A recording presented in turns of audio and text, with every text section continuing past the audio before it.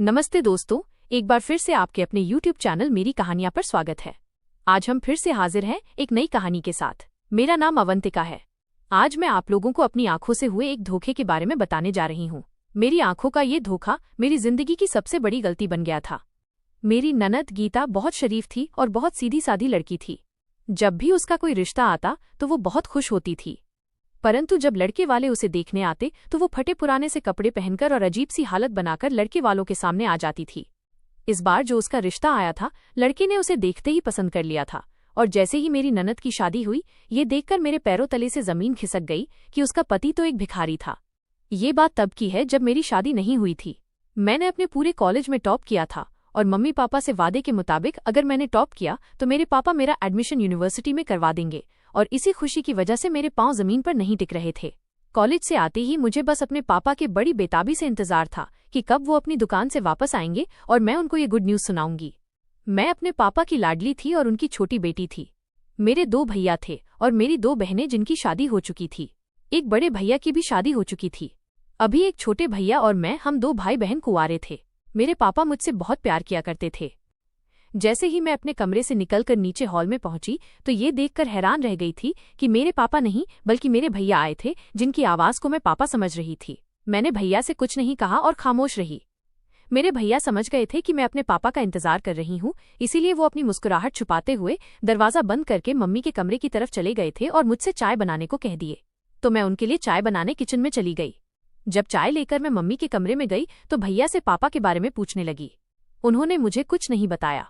मेरे कई बार पूछने पर भी वो मेरे साथ मजाक कर रहे थे और मुझे पापा के बारे में नहीं बता रहे थे। फिर मुझे गुस्सा आ गया और मैं गुस्से में आकर उनसे पापा के बारे में पूछा, भैया आप क्यों मजाक कर रहे हो? बताते क्यों नहीं हो? पापा कहाँ हैं? और इतनी देर हो गई है, पापा अभी तक घर क्यों नहीं आए? पहले तो भैया मम्मी की तरफ देखकर हंसने लगे, फिर मेरी तरफ देखकर कहने लगे, अवंतिका आज दुकान पर कस्टमर ज्यादा हैं, इसीलिए पापा आज थोड़ा लेट आएंगे। जाओ तुम खाना खाकर सो जाओ, तुम्हें नींद आ रही होगी। भैया ने ये बात इतने सीरियस होकर कही थी कि ना चाहते हुए भी मुझे उनकी बात पर यकीन करना पड़ गया था और ऊपर अपने कमरे की तरफ जाने लगी थी कि फिर मैंने सोचा कि इतनी जल्दी मुझे नींद नहीं आएगी, इसलिए मैं दोबारा जाकर मम्मी के कमरे में भैया और मम्मी के पास बैठ गई।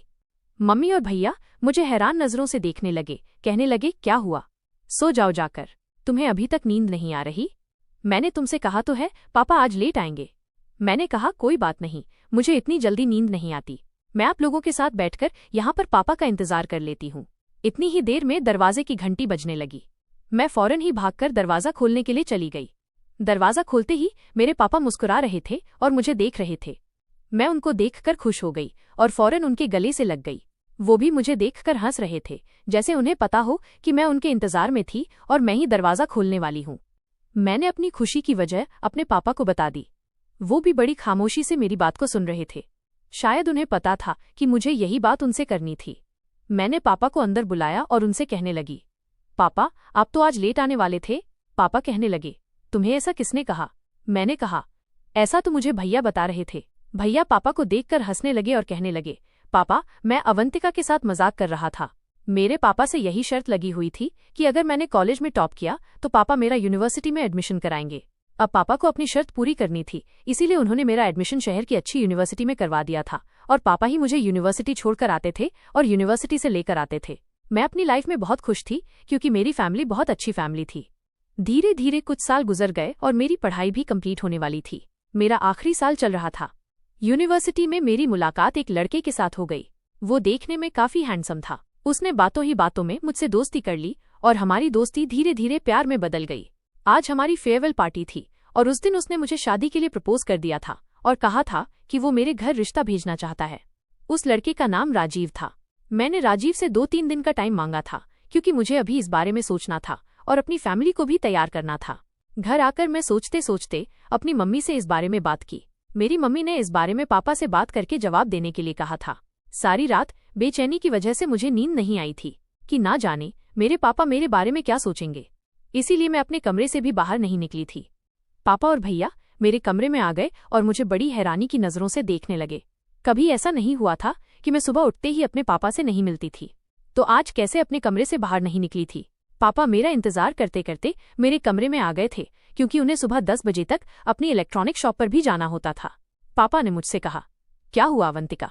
आज तुम अपने कमरे से बाहर क्यों नहीं निकल रही हो, जबकि तुम तो रोज 7 बजे उठ जाती हो? पापा और भैया के पीछे पीछे मम्मी भी मेरे कमरे में आ गई थी। मुझे लगा कि शायद मम्मी ने पापा को इस बारे में कुछ नहीं बताया, तो मैंने हैरान होते हुए मम्मी की तरफ देखा। पापा कहने लगे कि तुम्हारी मम्मी ने मुझे सब कुछ बता दिया है। मैंने पापा से कहा, मुझे आपको फेस करने की हिम्मत नहीं हो रही थी। पापा ने कहा, ये कोई गलत बात नहीं है बेटी, तुमने हमें अपनी पसंद के बारे में बताया, ये अच्छी बात है। बच्चों को गलत कदम नहीं उठाना चाहिए, बल्कि अपनी पसंद के बारे में अपने पेरेंट्स को पहले ही बता देना चाहिए। तुम उस लड़के को कॉल करो और उससे कहो कि इस संडे को अपनी फैमिली को हमारे घर तुम्हारा रिश्ता लेकर भेज दे। मैं इस बात पर बहुत खुश हुई थी और झट से अपने पापा को गले लगा लिया था, और राजीव की फैमिली ने भी मुझे बहुत पसंद कर लिया था। दोनों फैमिली की रजामंदी से हम दोनों की शादी हो गई थी। मेरी ससुराल में मेरी सासू जी थीं। मेरे पति के पापा की डेथ 3 साल पहले हो चुकी थी। राजीव की एक जवान बहन भी थी, जो बहुत ज्यादा खूबसूरत थी और पढ़ी लिखी थी। राजीव की माँ बीमार रहती थी, जबकि राजीव की बहन गीता शादी के बाद मेरी बहुत अच्छी दोस्त बन गई थी। मेरे पति की फैमिली भी बहुत अच्छी थी। मेरी सासू जी हमेशा मुझे दुआएं देती थीं और ननद हमेशा हंसी मजाक करती रहती थी। मेरी सासू जी और ननद बिल्कुल भी बुरे नहीं थे, बल्कि मैं तो कहती हूँ कि जैसी मेरी सासू जी और ननद है, भगवान ऐसी सास और ननद सबको दे। मेरी सासू जी ने हमेशा मुझे बेटी की तरह समझा और मेरी ननद ने मुझे हमेशा अपनी बड़ी बहन समझा था। मेरी ननद बहुत शरीफ लड़की थी। वो हमेशा से ही अपने भाई के साथ ही कॉलेज जाती थी और उसके साथ ही कॉलेज वापस आती थी। वो घर से भी ज्यादा नहीं निकलती थी और मोबाइल भी इस्तेमाल नहीं करती थी। वो हमेशा घर के कामों में लगी रहती थी या फिर अपनी पढ़ाई में बिजी रहती थी। मैंने उसके अंदर कभी कोई गलत हरकत नहीं देखी थी। वो बहुत ही अच्छी, सुलझी और समझदार लड़की थी। उसकी पढ़ाई कंप्लीट होने वाली थी।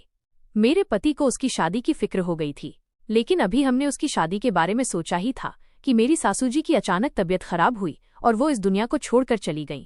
ये सदमा हमारे दिल के लिए बहुत बड़ा था, लेकिन मेरी सासू जी की ख्वाहिश थी कि वो अपनी बेटी की शादी जल्द से जल्द करना चाहती थी। मेरे पति ने अपनी माँ की ये ख्वाहिश पूरी करने के लिए उनकी मौत के 1 महीने बाद ही अपनी बहन के लिए रिश्ते की तलाश करना शुरू कर दिया। मैं और मेरे पति आजकल अपनी ननद के लिए रिश्ते ढूंढ रहे थे। मेरी ननद के लिए जो भी रिश्ता आता वो घबरा जाती थी। वो बहुत सीधी थी। उसने कभी बाकी लड़कियों जैसा फैशन भी नहीं किया था, यहाँ तक कि वो मेकअप करना भी नहीं जानती थी। वो सिंपल ही लड़के वालों के सामने बैठ जाती थी और बहुत ही पुराने कपड़े पहन लेती थी, और ऐसी हालत में उसकी खूबसूरती कहीं छुप जाती थी और फिर लड़के वाले उसको रिजेक्ट करके चले जाते थे। मगर इस बार जो उसका रिश्ता आया था, लड़के ने देखते ही मेरी ननद को पसंद कर लिया था और हमारे घर में शादी की तैयारी शुरू हो गई थी। हमें भी लड़का और उसकी फैमिली पसंद थी और किसी तरह से मेरी ननद की शादी हो गई थी और मेरे पति अपनी जिम्मेदारी से फ्री हो गए थे और वो अपनी ससुराल में बहुत खुश रहती थी। एक दिन मैं मंदिर गई थी तो मंदिर की सीढ़ियों पर अपनी ननद के पति को देखकर मेरे पैरों तले से जमीन खिसक गई थी। वो मंदिर की सीढ़ियों पर खड़ा हुआ लोगों से भीख मांग रहा था और आते जाते लोग उनको पैसे दे रहे थे, और मेरी ननद का पति बड़ी खुशी और सुकून के साथ लोगों से भीख मांग रहा था। कोई भी देखने वाला उनको भिखारी ही बता सकता था। मैं सड़क पार करके मंदिर की तरफ बढ़ ही रही थी कि अचानक मेरे मोबाइल पर मेरे पति की कॉल आ गई। उन्होंने मुझसे कहा, जल्दी घर आ जाओ, घर पर मेहमान आए हैं। कॉल से ध्यान हटाकर मैं सीधा पहले अपनी ननद के पति की तरफ जाने लगी, जो मंदिर की सीढ़ियों पर बैठे हुए हमारी इज्जत नीलाम कर रहे थे। मैं बहुत गुस्से में उनकी तरफ जा रही थी, लेकिन मेरे जाने से पहले ही वो वहां से जा चुका था। मैं रिक्शा करके जल्दी से अपने घर की तरफ चली गई। मैं जल्द से जल्द घर पहुंचना चाहती थी ताकि इस बारे में राजीव से बात कर सकूं। यही सोचते हुए मैं घर पहुंची तो घर के अंदर से मेरे पति के हंसने की आवाजें आ रही थीं। इसका मतलब था कि घर पर मेहमान आ चुके हैं। तो मैं जल्दी से अपने कमरे की तरफ गई और अपना हुलिया ठीक करके मेहमानों के पास चली गई, लेकिन वहां मौजूद मेहमान को देखकर मेरे पैरों तले से जमीन खिसक गई थी, क्योंकि वहां पर कोई और नहीं, मेरी ननद का पति मेरे पति से बातें करने में बहुत बिजी था। मुझे देखकर हमेशा की तरह उसने इज्जत के साथ मुझे नमस्कार किया और वहां पर मेरी ननद भी मौजूद थी। वो भी मुझे देखते ही खड़े होकर मुझे गले लग गई, जबकि मैं अभी तक खामोश खड़ी हुई थी, क्योंकि अभी कुछ देर पहले ही मैंने अपनी ननद के पति को भिखारी के रूप में देखा था, जबकि वही मेरा नंदोई अच्छे हुलिये में मेरे सामने बैठा हुआ था। हमेशा की तरह बहुत अच्छे और इज्जत के तरीके से वो हम लोगों से बात कर रहा था, और मेरी ननद के चेहरे की खुशी देखकर भी नहीं लगता था कि उसका पति भिखारी हो सकता है। अपना बड़ा सा बंगला, बड़ी सी कार और बहुत सारे सोने के जेवरात पहने हुए उसे देखकर नहीं लगता था कि वो अपनी ससुराल में खुश नहीं है। लेकिन मैं उस इंसान की शक्ल को नहीं भूल पा रही थी जिसको मैंने मंदिर की सीढ़ियों पर बैठे हुए देखा था। मेरी कुछ समझ नहीं आ रही थी कि मैंने किसको देखा था। मैं ऐसी हालत में थी कि मैं कुछ बोल ही नहीं पा रही थी। मेरे पति को लगा कि मेरी तबीयत ठीक नहीं है, इसीलिए मैं खामोश हूँ। मेरी ननद और उसके पति को हमारे घर आए हुए 2 घंटे हो गए थे, लेकिन मैं अभी तक कन्फ्यूजन से नहीं निकल पा रही थी। कभी कभी तो मेरे दिमाग में ये ख्याल आ रहा कि कहीं वो मेरे नंदोई का जुड़वा तो नहीं है। मेरी ननद के घर से जाते ही मैंने अपने पति को सारी बात बता दी। वो मेरी बात सुनकर मुझे देखकर खूब हंसने लगे, जबकि मैं बड़ी हैरानी से उनकी तरफ देख रही थी, क्योंकि वो मेरी बात से साफ इनकार कर रहे थे। मेरे पति ने कहा कि तुम्हें कोई वहम हुआ होगा, और मैं भी इस बात को अपना वहम समझकर भूल गई थी। इसी तरह से दिन गुजरते चले गए। दिन अच्छे तरीके से गुजर रहे थे, किसी चीज की कोई परेशानी नहीं थी। मैं अपने पति के साथ बहुत खुश थी और मेरी ननद भी अपनी ससुराल में बहुत खुश थी। लेकिन 1 साल बाद ये कहानी फिर से दोहराई गई। मेरी ननद और उसके पति की एनिवर्सरी थी और उसने हमें इनवाइट किया था। मैं शॉपिंग करने के लिए मार्केट गई थी ताकि अपनी ननद के लिए गिफ्ट ला सकूं, और घर वापस लौटने से पहले मैंने ड्राइवर से मंदिर की तरफ जाने के लिए कहा। मैं रोज प्रार्थना करने के लिए मंदिर जाती थी, क्योंकि मेरी शादी को काफी टाइम हो गया था। अभी तक मेरे पास कोई औलाद नहीं थी। मैं आज मंदिर में भिखारियों को खाना बांटने के लिए गई थी। वहां पर सारे भिखारी लाइन से बैठे हुए थे और मैं उन सबको अपने हाथों से खाना दे रही थी और साथ साथ अपनी औलाद की खुशी के लिए भी प्रार्थना कर रही थी। लेकिन जब मैं आखिर में एक भिखारी को खाने की प्लेट देने लगी तो वो भिखारी मेरी ननद का पति था। इससे पहले मैं उनसे कुछ कहती, पीछे से किसी ने मेरे कंधे पर हाथ रखा। मैंने जैसे ही पलटकर देखा, वो मेरी कॉलेज की दोस्त थी। मेरी दोस्त मुझसे बहुत दिनों बाद मिली थी, इसीलिए मेरी लाइफ के बारे में पूछ रही थी। मैं उसकी बातों में लग गई थी। लेकिन उसके जाते ही जैसे मैंने पीछे पलटकर देखा तो वहां पर कोई नहीं था। यहाँ पर कोई भिखारी नहीं था, सारे भिखारी यहाँ से जा चुके थे। मैं वहां पर खड़े होकर अपने नंदोई को ढूंढने लगी, जो भिखारी के रूप में था। 1-1.5 घंटा लगातार मैंने उसको पूरे मंदिर में तलाश किया, लेकिन वो मुझे कहीं पर नजर नहीं आया। उसके बाद मैं थक हार कर अपने घर को वापस लौट आई, मगर मेरा दिमाग अभी भी कंफ्यूज हो रहा था। मैं बहुत परेशान थी, क्योंकि 1 साल पहले भी मेरे साथ यही सब कुछ हो चुका था। मेरी ननद का पति, जिसको मैंने भिखारी की हालत में देखा था, आज फिर वही भिखारी था जो मेरा नंदोई था। और अब मैंने अपने पति से इस बारे में साफ साफ बात करने का फैसला कर लिया था। मैं दरवाजे के पास खड़ी हुई टहल रही थी। जैसे ही मेरे पति घर में दाखिल हुए, उन्होंने मेरी तरफ देखा तो मैं चेहरे से ही परेशान लग रही थी। उन्होंने मुझे देखते ही पूछा, क्या हुआ है, क्यों टहल रही हो, तुम्हारी तबीयत तो ठीक है ना? मैंने अपने पति को आज की हुई सारी बात बता दी। वो एक बार फिर उस बात को मेरा वहम कहकर टाल रहे थे, क्योंकि उनका कहना था कि वो भी तो रोज घर से निकलते हैं, ऑफिस जाने के लिए या किसी और काम के लिए, तो रास्ते में उन्होंने तो ऐसा कभी कुछ नहीं देखा जैसा मुझे दिखाई देता है। अगर उनकी बहन का पति भिखारी है तो किसी और को क्यों नहीं नजर आता? और उनकी बात ने मुझे कंफ्यूज कर दिया था। मैंने नौकरानी को खाना लगाने के लिए कहा, क्योंकि मैं अपने पति की इस बात से सहमत थी कि मेरे सिवा किसी ने भी मेरी ननद के पति को भिखारी के रूप में नहीं देखा था। लेकिन भिखारी तो हर जगह घूमते हैं, तो वो मेरे अलावा किसी और को क्यों नहीं दिखाई देता? मैं सोच सोचकर परेशान हो गई थी। हम दोनों पति पत्नी ने खाना खाया, लेकिन खाना खाते हुए भी मेरे दिमाग में वही सारी बातें घूम रही थी। फिर नौकरानी से मैंने चाय बनाने को कहा। वो मेरे और मेरे पति के लिए कमरे में ही चाय लेकर आ गई थी। मैंने अपनी ननद के घर एनिवर्सरी में ले जाने के लिए जितनी भी शॉपिंग की थी, वो सारी अपने पति को दिखाने लगी। कल हम लोगों को अपनी ननद के घर एनिवर्सरी में जाना था।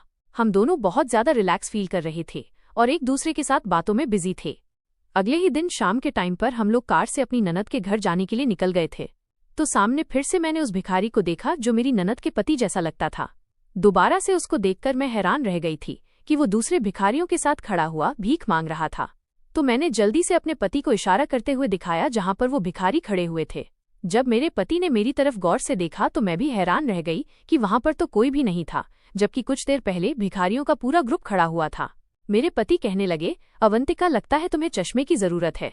तुम अपने दिमाग पर ज्यादा ही स्ट्रेस लेने लगी हो इस बात को लेकर।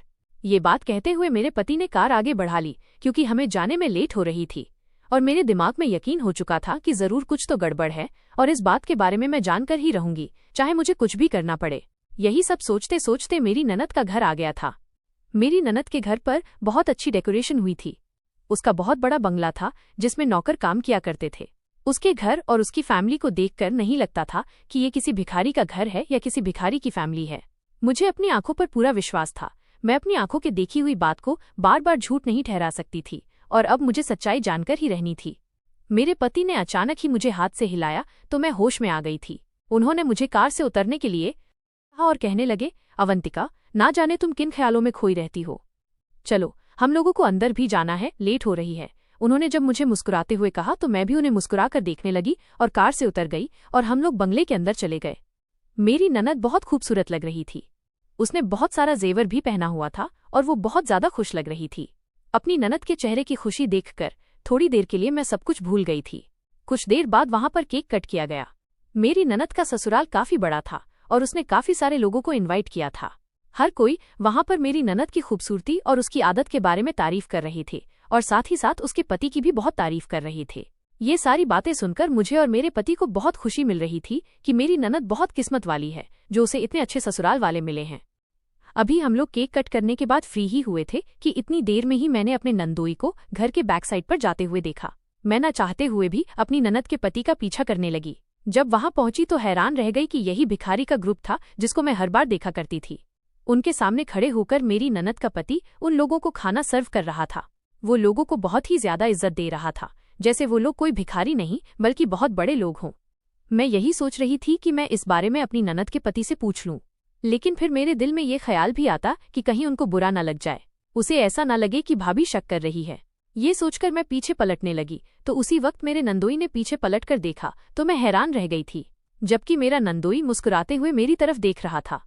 वो कहने लगा, भाभी आप यहाँ क्या कर रही हैं? क्या हुआ, आपको कुछ चाहिए? मैंने कहा, नहीं नहीं, मुझे कुछ नहीं चाहिए, बस मेरा दिल थोड़ा घबरा रहा था तो मैंने सोचा यही कहीं टहल लेती हूँ। मैंने झूठ बोलते हुए अपने मतलब की बात पूछी, आप यहाँ पर क्या कर रहे हैं और ये लोग कौन हैं? तो मेरी ननद के पति ने मुस्कुराते हुए कहा, भाभी ये लोग भिखारी हैं, ये इन गरीबों का हक है। अगर हम इन्हें भूल जाएंगे तो हमारे देश से गरीबी कभी नहीं मिटेगी। जब हम ही अपनी खुशियों में इन गरीब लोगों को याद नहीं रखेंगे तो फिर इन लोगों का क्या होगा?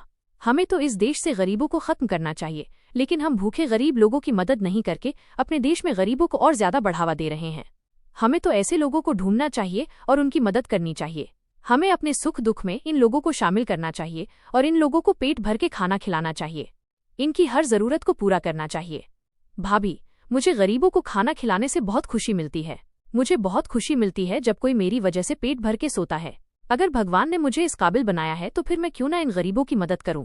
यही वजह है कि मैं अपने सुख दुख में इन लोगों को याद करना नहीं भूलता। मेरी ननद के पति ने मेरी आंखें खोल दी थीं। आखिर वो ठीक ही तो कह रहे थे। जब तक हम इस देश से गरीबों को मिटाने की कोशिश नहीं करेंगे तब तक गरीबी कभी हमारे देश से खत्म नहीं होगी। मुझे तो उसके सामने खड़े हुए बड़ी शर्म आ रही थी, क्योंकि मेरे दिमाग में तो उसके खिलाफ कुछ और ही चल रहा था कि मैंने किसी नेक इंसान के लिए अपने दिमाग में घटिया सोच रखी हुई थी। फिर मैं मुस्कुराकर वहां से चली आई। मेरी तबीयत अचानक ही बिगड़ने लगी थी। मेरा दिल घबरा रहा था और मुझे कमजोरी सी महसूस हो रही थी और थोड़ी देर बाद ही मैं बेहोश हो गई। तो सब मेरी फिक्र में पागल होने लगे। मेरी ननद के पति ने जल्दी से फोन करके डॉक्टर को बुलाया, जबकि मेरी ननद और उसकी नंदे मेरे हाथ पैर सहला रही थी और मेरे पति टेंशन से इधर उधर टहल रहे थे। जब डॉक्टर आए और उन्होंने मेरा चेकअप किया तो उन्होंने एक ऐसी खबर सुनाई कि जिसे सुनकर जितने भी लोग वहां पर टेंशन में थे सबके होठों पर मुस्कुराहट आ गई थी। डॉक्टर ने बताया कि मैं प्रेग्नेंट हूँ। ये सुनकर मेरे पति भी बहुत ज्यादा खुश हो रहे थे, लेकिन साथ ही साथ डॉक्टर ने ब्लड प्रेशर लो भी बताया और मुझे आराम करने के लिए कहा। डॉक्टर ने मुझे ज्यादा से ज्यादा आराम करने के लिए कहा था और मुझे नींद पूरी करने के लिए कहा था। वैसे भी मुझे बहुत नींद आ रही थी और मैं सो गई और मैं बहुत देर बाद जागी थी, जिसकी वजह से उस रात मुझे अपनी ननद के घर ही रुकना पड़ गया। उस रात मेरी ननद और उसके ससुराल वालों ने हमारी खूब खातिर की थी। काफी टाइम तक तो सब लोग आपस में बातें करते रहे और उसके बाद अपने अपने कमरों में सोने के लिए चले गए। रात के 3 बज रहे थे जब मेरी प्यास की वजह से आंख खुली तो मैंने इधर उधर देखा और मैं जगह को पहचानने की कोशिश कर रही थी, क्योंकि मेरे सर में बहुत दर्द हो रहा था और मुझे कुछ ठीक से याद नहीं आ रहा था। हल्की हल्की रोशनी होने की वजह से कुछ समझ नहीं आ रहा था, मगर अपने बराबर में अपने पति को सोता हुआ देखकर मेरे अंदर थोड़ी हिम्मत आ गई थी और मेरे दिमाग ने काम करना शुरू किया तो पता चला कि मेरी तबीयत ठीक नहीं थी और मैं यहीं पर सो गई थी। और उस टाइम मैं अपने घर नहीं बल्कि अपनी ननद के घर पर हूँ। मुझे बहुत तेज प्यास लग रही थी। साइड टेबल पर जग रखा हुआ था, लेकिन उसमें भी पानी नहीं था, शायद रखना भूल गए होंगे। मैंने सोचा अपने पति से पानी लाने के लिए बोल देती हूँ, लेकिन मेरे पति बहुत ज्यादा गहरी नींद में सो रहे थे, इसलिए मैंने उनको उठाना बेहतर नहीं समझा। सोचा कि खुद ही जाकर पानी ले आती हूँ। धीरे धीरे चलकर मैं कमरे से निकल गई और थोड़ी ही दूरी पर मुझे किचन नजर आ गया। मैंने जल्दी से पानी पिया और कमरे की तरफ आने लगी। तभी अचानक मुझे किसी के बातें करने की आवाज आ रही थी। ये मेरी ननद का कमरा था। वो दोनों पति पत्नी आपस में कुछ बातें कर रहे थे। मेरी ननद अपने पति से कुछ कह रही थी, लेकिन मुझे ठीक से कुछ सुनाई नहीं दे रहा था, तो मैंने थोड़ा सा आगे बढ़कर उनकी बातें सुनने की कोशिश की। मुझे उन लोगों की बातें तो नहीं सुननी चाहिए थी, ये गलत था। लेकिन जो मैंने सुना वो बहुत हैरत में डालने वाली बात थी। वो अपने पति से कह रही थी, आप प्लीज जल्दी घर आ जाया करो, मुझे आपकी फिक्र लगी रहती है। मेरी ननद अपने पति से ये बात कह रही थी। नंदोई कहने लगा, गीता तुम इस बात की टेंशन मत लिया करो, तुम ज्यादा देर तक मेरा वेट मत किया करो और सो जाया करो, मेरा तो ये रोज का ही काम है। आखिर तुम कब तक मेरा इंतजार करती रहोगी? वैसे भी तुम्हारी तबीयत ठीक नहीं रहती है, मुझे देर हो जाती है, तो तुम परेशान मत हुआ करो। मेरी ननद अपने पति की बातों पर मुस्कुरा रही थी। उसने अपने पति से कहा, अच्छा मेरी बात सुनो, मुझे लगता है भाभी को आप पर शक हो गया है, तो आप उनके सामने थोड़ी सावधानी बरता करो। उसके पति ने कहा, ठीक है, अब काफी रात हो चुकी है, सो जाते हैं। ये कहकर उन्होंने अपने कमरे की लाइट बंद कर ली और मैं भी कमरे की तरफ आ गई थी। अब मेरी टेंशन और भी ज्यादा बढ़ गई थी। ना जाने ये लोग क्या छुपा रहे थे। मुझे अपनी ननद के भविष्य की फिक्र हो रही थी। मुझे कुछ समझ नहीं आ रहा था कि वो शक वाली बात क्यों कर रही थी। उसी की मुझे बहुत ज्यादा फिक्र हो रही थी। आखिर ये लोग मुझसे कुछ न कुछ तो छुपा रहे थे।